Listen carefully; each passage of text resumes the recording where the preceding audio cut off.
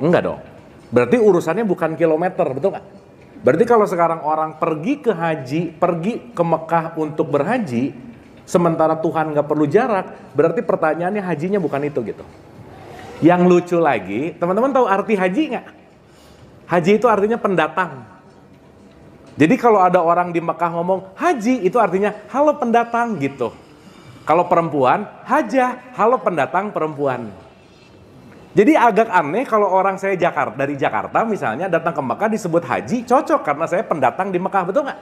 Tapi pulang ke Jakarta saya nggak dipanggil haji, marah, kenapa? Masa balik ke Jakarta, halo pendatang, kan lu orang Jakarta gitu maksudnya. Betul nggak? Nah, tapi nggak apa-apa lah ya. Karena gelar haji memang famous di kita-kita aja sih sebenarnya. Makanya Nabi Muhammad nggak ada hak di depannya, betul nggak? Nggak ada Haji Muhammad. Bener nggak? Iya, H Muhammad SAW nggak ada. Betul nggak? Nah, berarti gelar cuma ada di mana? Di sini. Nah, udah. Tapi nggak apa-apa sih. Kenapa? Mahal gelar haji. Mahal gelar haji. Gitu. 60 lebih loh. 60 lebih. Ngantrinya lama lagi. 35 tahun. 35 tahun. Dan ini disclaimer-nya panjang nggak apa-apa ya, sedikit ya. Supaya nanti ngerti maksudnya apa. Oke. Saya pengen bahas dari hakikatnya dulu, teman-teman. Bahwa dalam sebuah hadis qudsi Rasulullah tuh mengatakan ini, qalbun mukmin baitullah. Kolbunya si mukmin tuh orang yang beriman ya. Iman itu nggak ada kaitannya sama identitas, nggak ada. Tetapi orang yang berkesadaran dan berpengetahuan itu baitullah ada di sini. Maka secara singkat, perjalanan haji adalah perjalanan meniti ke dalam diri. Titik itu dulu sementara. Sip ya. Makanya diwajibkan untuk seluruh manusia. Maka berjarak, perjalanan ini bukan perjalanan jarak. Contoh-contoh. Kalau sama Tuhan nggak ada jarak, saya selalu menggunakan analogi yang paling gampang, saya ulang-ulang kalau teman-teman sering dengar, jangan bosan gitu. Ada suami istri duduk di kamar sebelahan, dekat nggak jaraknya segini? Dekat, tapi suaminya nge-WhatsApp siapa, istrinya nge-WhatsApp siapa? Jadi jauh nggak? Berarti jarak satu meter bisa jauh karena yang berbeda adalah kesadarannya. Berarti jarak dengan Tuhan bukan masalah kilometer, bukan masalah geografis, tetapi kesadaran kita. Itu satu. Sip ya, makanya Tuhan nggak pernah dekat dan dia tidak terletak pada letak geografis, tapi letak kesadaran. Nah, satu, teman-teman saya tuh sebelum 2005 umroh tuh sering lah. 2005 haji ceritanya. Gitu.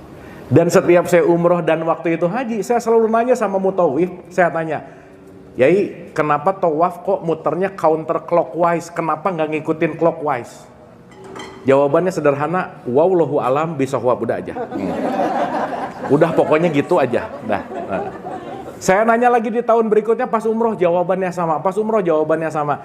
Jadi teman-teman, sorry tuh saya sampaikan, mungkin kalau ditelaah 80% sampai 90% orang yang muter-muter nggak ngerti dia ngapain. Karena sibuk dengan bacaan tawafnya. Makanya buku bacaannya jatuh, stres. Aduh, bacaannya jatuh gitu. Nah. Dan itu yang menarik bahwa nggak ada resmi kalau muter-muter baca apa tuh nggak ada sebenarnya. Sip ya. Dan nanti kita ngerti bahwa sebenarnya konteksnya bukan di situ gitu. Dan kita juga penting untuk menyadari ada berdoa dan ada baca doa. Teman-teman lebih sering berdoa, lebih sering baca doa, yang mana? Baca sih bagus ya. Seenggaknya jujur tuh bagus ya. Sip, udah kelihatan. Nah. Karena berdoa itu terhubung kalau baca doa membunyikan. Nah. Satu mas, karena kita ngomongin tawaf dulu ya. Tawaf itu dimulai dari Hajar Aswad. Sorry ya, saya mau jump to conclusion supaya kayak film ini langsung ke endingnya. Maaf banget ya. Inti orang berhaji secara hakikat, satu, menjalin keluarga yang sakinah, mawadah, warohmah. Ini saya pernah cerita ini ke manasik haji, apa urusannya gitu.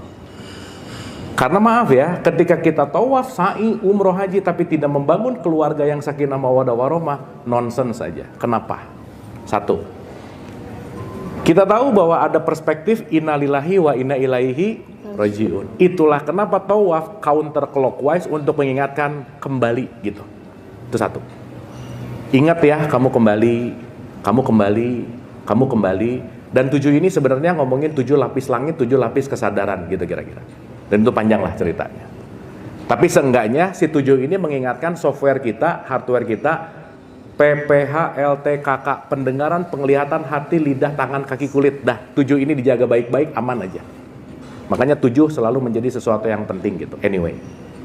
Jadi counter clockwise itu mau mengingatkan kamu jangan lupa pulang. Karena yang namanya melawan arah jarum jam berarti disuruh kembali gitu.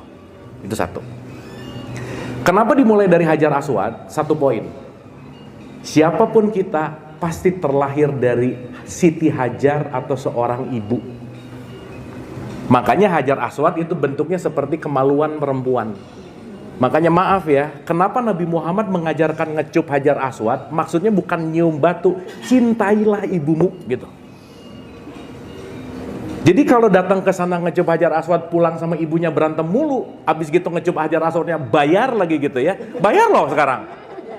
Saya pernah ya, woi haji ngecup, oh saya tuh amazed banget. Ya Allah, engkau baik banget orang-orang di sini gitu. Tahunya begitu masuk gini diikutin sampai hotel, Mas tadi ngecup saya anterin, ini saya minta 1.000 real katanya, gimana coba? Jadi sekarang orang ngecup si Hajar Aswad, mencium Hajar Aswad, lupa hakikatnya bahwa Hajar Aswad itu simbol dari Siti Hajar. Jangan lupa ya, di tempat kita tawaf itu ada 3 poin penting. Hijr Ismail, Makom Ibrahim, Hajar Aswad. Ibrahim, Ismail, Siti Hajar. Ibu, bapak, anak.